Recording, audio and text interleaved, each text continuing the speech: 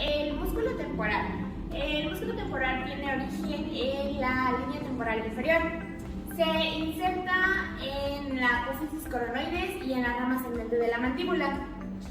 Su función es la elevación de la mandíbula, lo que permite el cierre de la boca.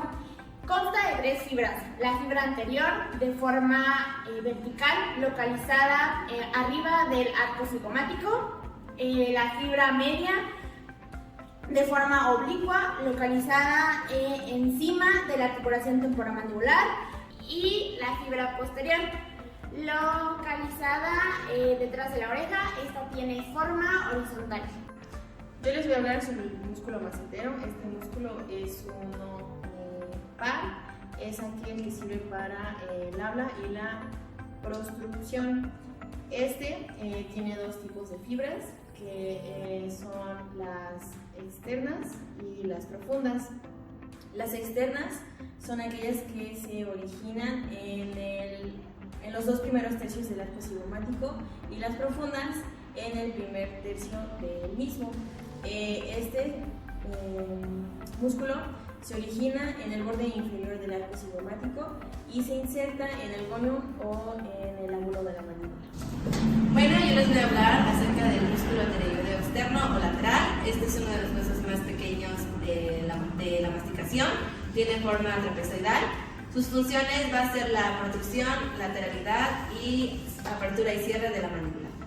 Y bueno, este músculo cuenta con fibras oblicuas y además con 2 haces, que es el haz superior y el inferior. Bueno, el origen del haz superior es la cresta infratemporal del ala mayor del hueso esfenoides y el haz inferior es la lámina lateral del hueso esfenoides.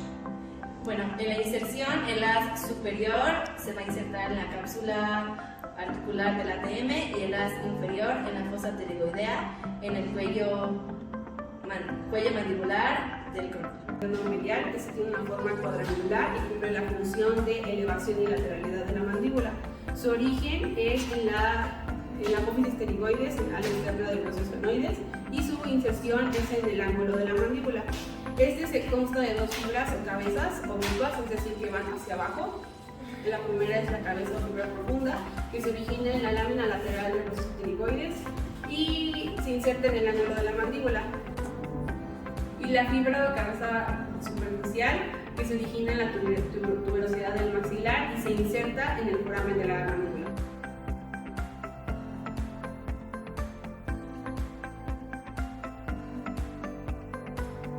Ahora, para ubicar el músculo temporal, este va a abarcar los huesos frontal, parietal y esfenoides. Por eso se dice que tiene una forma de abanico. Esta palpación se hace por presión. Una manera fácil de guiarnos es por la apófisis mastoide. Para esto le pediremos a nuestro paciente que se voltee al lado contrario al que nosotros nos ubicamos y le pediremos que incline su cabeza suavemente.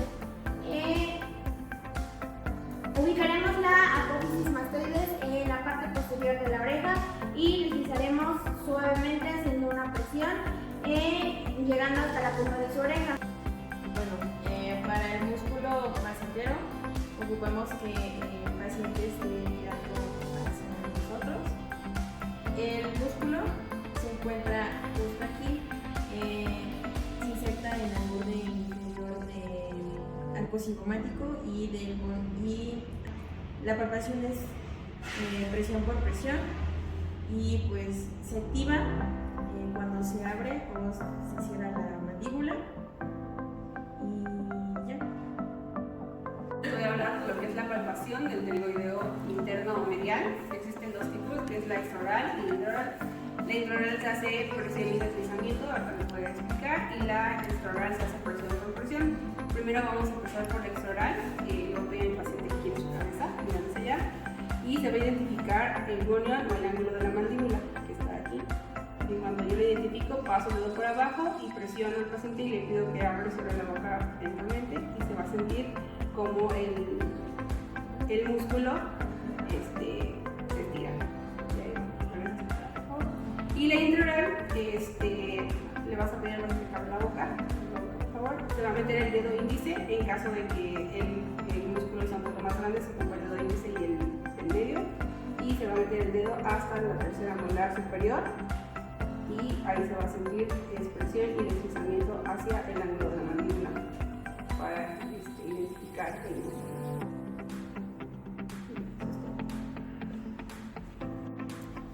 Bueno, y voy a explicar la palpación del músculo pterygoideo externo o lateral. Para la palpación de este va a ser de manera por deslizamiento porque tiene fibras oblicuas y por presión.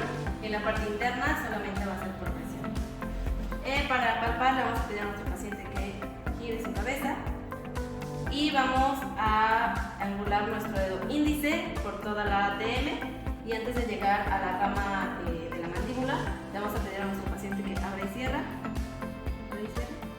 Y ahí vamos a sentir el músculo. Y para la parte interna le pedimos a nuestro paciente que gire y vamos a introducir nuestro dedo índice en forma de gancho para poder igual sentir el músculo. Y le vamos a igual pedir al paciente que abra y cierra, y vamos a sentir el músculo igual. Y eso sería todo.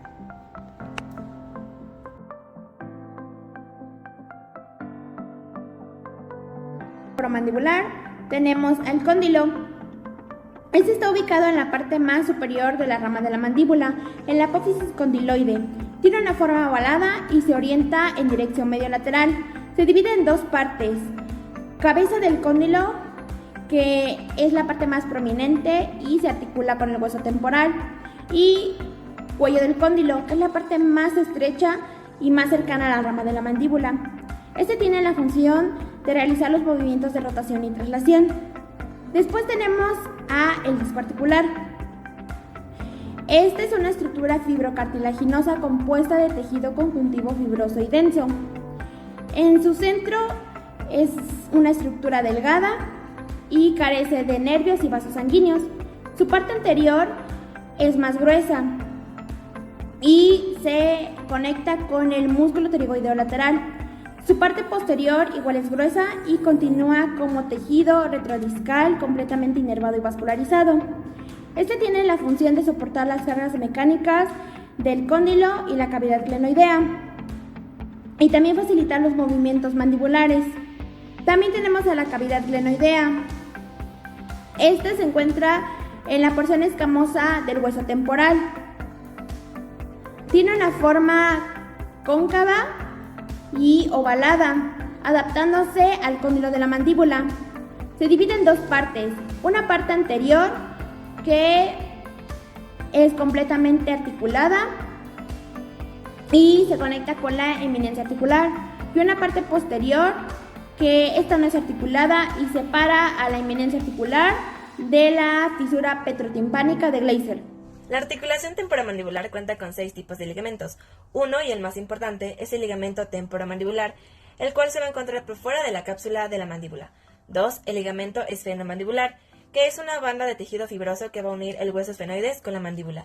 3. El ligamento estilomandibular, que igual es una banda de tejido fibroso que va a unir la apófisis estiloides del hueso temporal con la mandíbula. 4. El ligamento lateral externo, que este va a ser el principal medio de unión de la ATM.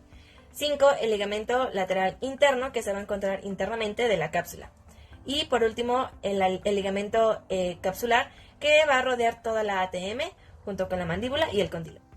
La articulación temporomandibular tiene una membrana, que esta membrana es llamada la membrana sinovial.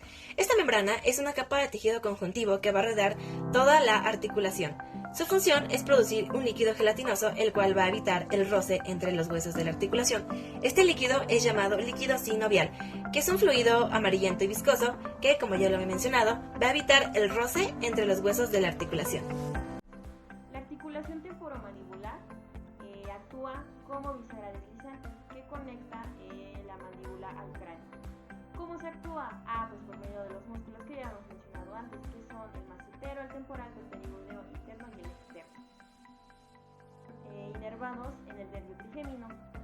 ¿Qué función tiene hacia la ATM? Pues tiene la función de lateralidad, reducción, protrusión, elevación y depresión de la mandíbula, para así incrementar y apoyar a la función de la locación. Cápsula o ligamento articular. Este es un saco fibroelástico que rodea la ATM y permite que la mandíbula pueda desplazarse hacia adelante sin causar ningún daño a las demás entidades anatómicas. Este se inserta en la fosa mandibular, rodea el tubérculo articular del hueso temporal y se inserta en el cuello de la mandíbula. Este es soportado por 4 ligamentos importantes, que es colateral, lateral, estenomandibular y esfenomandibular. Estos son los que limitan el movimiento para no causar ningún daño a todas las entidades anatómicas.